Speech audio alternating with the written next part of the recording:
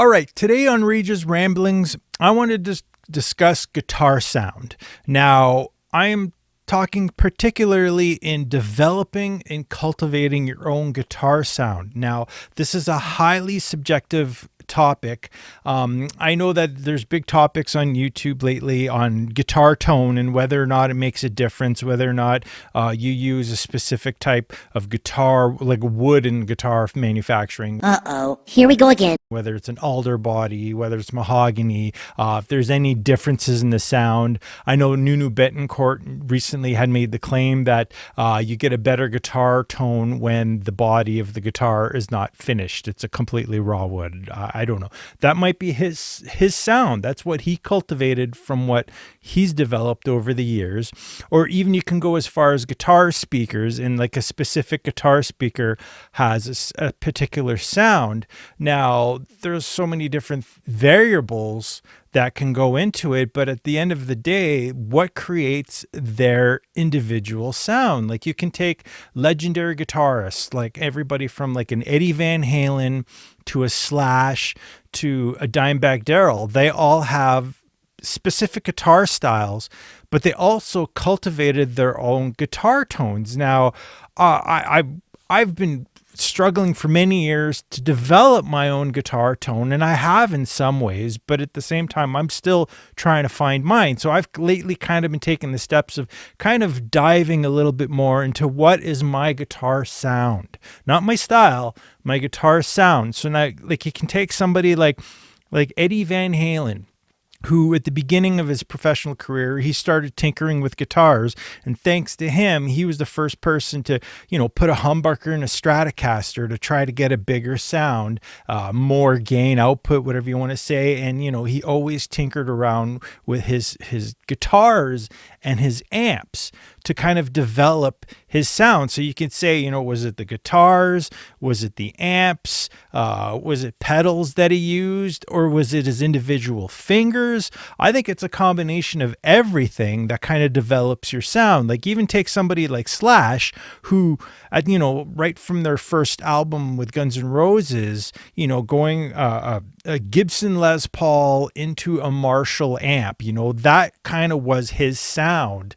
And even though he's got a wicked guitar sound or style, he developed his own sound right away, like a very distinguishable sound. And I remember back in 2006 listening to the radio, and a song came on, and right away I didn't catch who the performer was, and I started hearing it. I'm like, oh, the singing's pretty cool. Who is it? It's a hard rock song, and I'm listening to it, and then I kind of realized, oh, this is that Daughtry guy. I heard another song from this guy, and I'm listening to the song, and all of a sudden the guitar solo comes on, and immediately I'm like, that's Slash.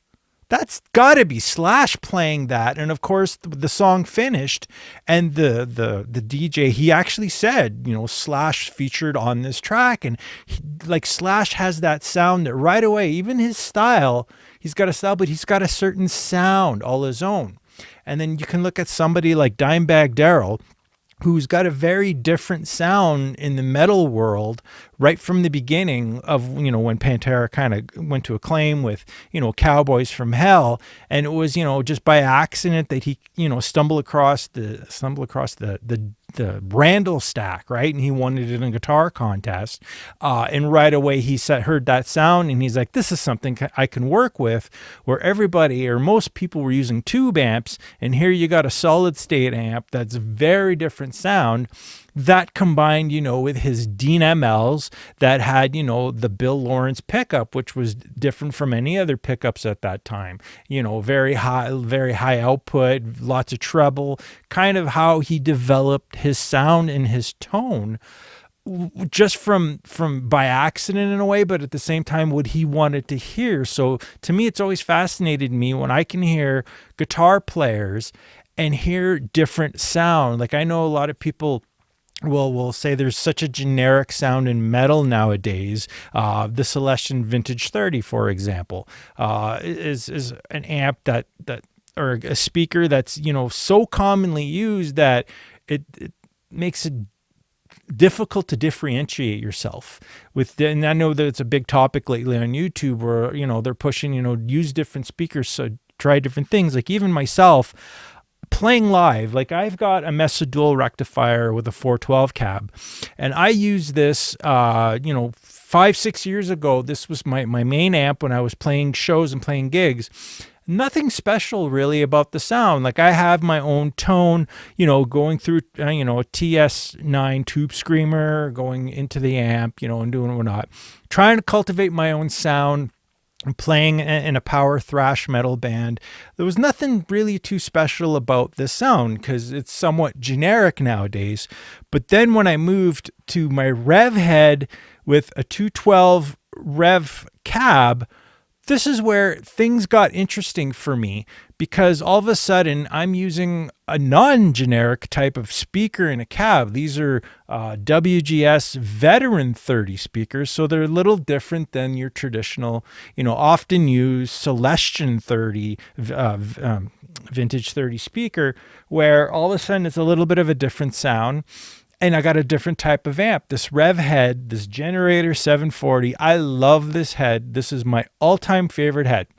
I've developed my own sound based on this rig, where I was playing shows, I was playing gigs, and I actually would get compliments on my sound. And I had never gotten that through all my years of playing, 30 plus years. Back in the day, I had a EVH 5150 head, a PV 5150 head, back in like 95, 96, that was sort of that was the beginning of when those good amps really started getting used. There was nothing too special of that sound really back then, and I had tried other amps, being like, I had a Randall at one time, I had a Marshall at one point that I didn't really like at all. But over the years, I've tried to develop my own sound, but it wasn't until I started using this that something was different. So nowadays, like in the last, 3-4 years, I'd been using a head rush pedal board where I'm using basically a 5150 profile, but I'm also using IR captured from my Veteran 30 WGS speakers, which is different. And even playing shows with this, I even got compliments on this because it was a different sound. It was a different tone. I cut through mixes better. I had a different tone than what was so commonly being used. And that to me was a big compliment, that I felt like I started cultivating my own sound. And now, as I'm starting to write original music specifically for me, like before I had been in other bands where I was sort of writing music for other people or with other people, trying to capture a certain type of style, a certain sound that the band wanted. I'm in a different domain now, or I'm completely writing for me now. Now, I have my own kind of signature style of how I write guitar riffs, especially guitar solos. I will bring that up in another video. But for today, I'm just kind of talking about the sound in itself, that I've started to really focus on the sound, because in the last little bit, I'd just been riffing on the Mesa dual rectifier because you get a lot of gain out of this head. You get a lot of tone. I've been jamming on this, but I haven't been as inspired lately. So I was like, something's got to be different. I switched to my rig here, and then all of a sudden, something happened to me. I was starting to write more riffs, stuff starting, the inspiration was coming out. So to me, my cultivating my own style is coming, in my own tone, my own sound is starting to come alive. And that's something that I think a lot of guitar players strive to try to find their own voice, especially me. I've been playing over 30 years, and it took me quite a while to find a sound that was original, but I actually felt like it was sort of my sound. And I always express to people, try to be different, try to be original. Don't try to sound like everybody else. Like, I love Dimebag Darrell, but I'll never sound like Dimebag Darrell. And even his guitar tone, I'm not even the biggest fan of. I love Slash, but I can't stand his Marshall tone. But I know it's him when he's playing. When I hear anything any album or any song that he comes out in, that's original. And I think that's what's cool, is having that sound that you can, be identified by. Now, guitars is a whole other story. I know there's a lot of discussion. I've done videos, different pickup comparisons and whatnot, different guitars. I own 12 guitars. And I've still been searching for that sound for so many years. And there's been times where I've like, you know what, if I have a specific guitar, I think I'm going to find my sound. And I've been really disappointed at times. The biggest disappointment for me has been a Gibson Les Paul Standard. I love the look of the Standard. Some of my favorite guitar players use them, and I had gotten one back in 2010, and I had it for a couple of years. I was in an original metal band with it, but I was very uninspired by that guitar. I actually spent more time when I used to write using a Jackson guitar that I had at the time instead, because that was my like jamming and gigging guitar was my Les Paul, because I didn't love the guitar. To me, it didn't speak my sound. I had to fight to try to find my tone with it. I tried so many different pickups in that guitar, from it had the original, whatever, the Burstbucker Gibson pickups. I had tried, what was it? The Slash Alnico 2 set. It wasn't until I settled, I think it was on a 59 neck and Seymour Duncan custom SH5, that where I kind of got a sound that I could work with. And even then I was using a PV 6505 plus head and cab at the time to work with my sound. And even then I didn't feel like it was anything special, anything different. So that was kind of like and I had owned another Les Paul after. I had maybe it was that guitar, and even that Black Standard I had issues with it. The neck started warping. There was issues. It wouldn't intonate anymore. So I'd gotten another nicer new Gibson Les Paul Standard. And I tried the same thing. I had to swap out pickups. I even went to the point of putting active it was blackouts, Seymour Duncan blackouts in that guitar. We had to redo the wiring in it. And it was the same thing. I just was not inspired by that guitar. And I've owned a lot of guitar. Now, guitars have different feels, different playing, different feel of necks. And I've always felt like, especially me being a shredder type of guitar player, that I need thin necks. But surprisingly, it's been some of the thicker necks that I've actually enjoyed more. One being my Jackson RR1 USA guitar has been one of my go-to guitars. It was sort of my holy grail guitar, and I was so pleased when I got that guitar, and I love that guitar. But I didn't care for the sound with the pickups in it, which were the Seymour Duncan JB and Jazz combo, which are my favorite pickup combination. It just, something didn't work with that guitar. And it's funny because I had gotten a white one identical to that guitar, and it was the same thing. I just didn't like the sound out of it, to the point where I actually put Seymour Duncan blackouts in them, both of them. And then I found there was a sound. I loved the look of them, but it's just still, it wasn't quite me. And even now, as I'm writing riffs and I'm trying different stuff, I don't feel something inspirational. But the surprising guitar of any of that I've owned has been this guy, which is my PRS Custom 24 SE with a Floyd Rose.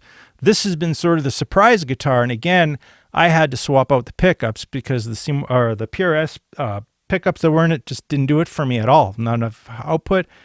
But I put the JB and Jazz that were in my Jackson into this guitar, and then this guitar really came alive. And this is probably my favorite guitar that I've done recordings with.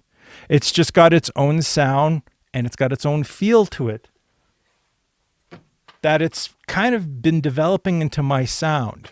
So that's why now, as I'm writing riffs to whatever I'm going to be recording in the future, I'm not going to, say too much of what I'm going to be doing, but I am planning on recording an album. It's somewhat going to be maybe, I guess a solo album, but it's also, I want to have a band involved. I'm not going to use my name per se. I've got a whole idea that I'm working with as well with some other people, but I'm not going to say too much about it at the moment, because right now I'm trying to develop my sound and develop my style for everything as I'm going through the process. So I'd always encourage people to develop your own sound. Find the equipment that'll work best for you. And sometimes it's not a $3,500 Gibson Les Paul that's going to do the trick for you.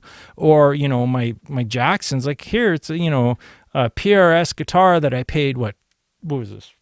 $1,400 Canadian for.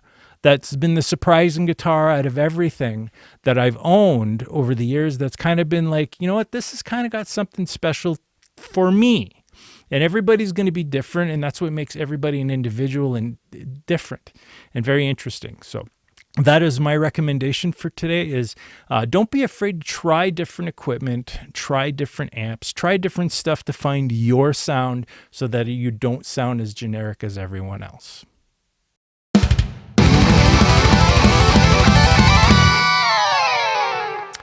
All right, for this week's audio pick, I'm going to be going somewhere completely different musically. Now, I have a very broad amount of music I listen to, different genres. I love everything from, ZZ Top to, say, Morbid Angel. I love everything in between.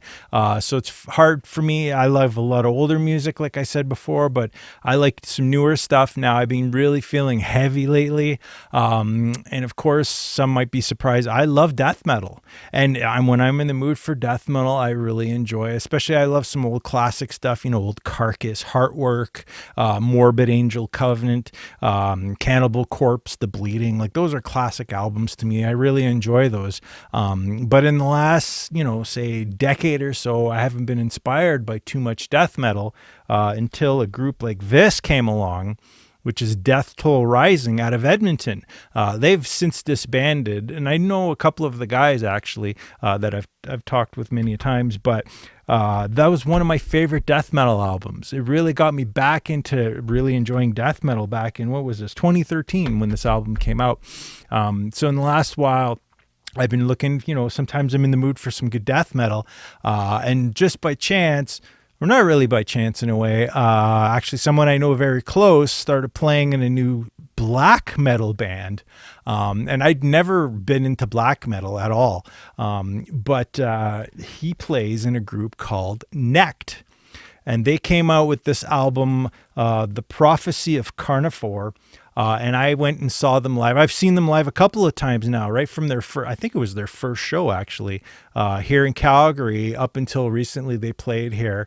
And this is an amazing album. It's labeled sort of like their imagery is black metal, but there's a heavy death metal influence in this that I really like, especially musically, from the drums, the guitar, the bass. And I definitely will say that as a one guitar player outfit, the bass, I really enjoy what's going on because the bass, it's almost like you have a lead bass player in a way. Some of the riffs that are going on the bass underneath what the guitar riffs are is really kind of out of the box, and it really complements the music really well to have that black metal influence, but still have that chuggy heaviness of the death metal going on, especially, vocally. You got your blast beats, you got some really cool heavy rhythms, some groove into it. I really enjoy this album. I've listened to this a ton of times, and I'm hoping to see them live again sometime soon. They put on a hell of a show, costumes and all. They look very black metal. They have the whole gimmick that they have going on, but man, it is heavy. This is heavy music. And my choice track out of this is Into Bondage Born. Awesome album. So I definitely recommend Necht. All right, so that's it for Rage's Ramblings this week. We'll see what I'm going to come up with next week. But in the meantime, I got a lot of shredding to do. I got a lot of work to do. I got some songwriting to do. So until next time, shred on. Take care.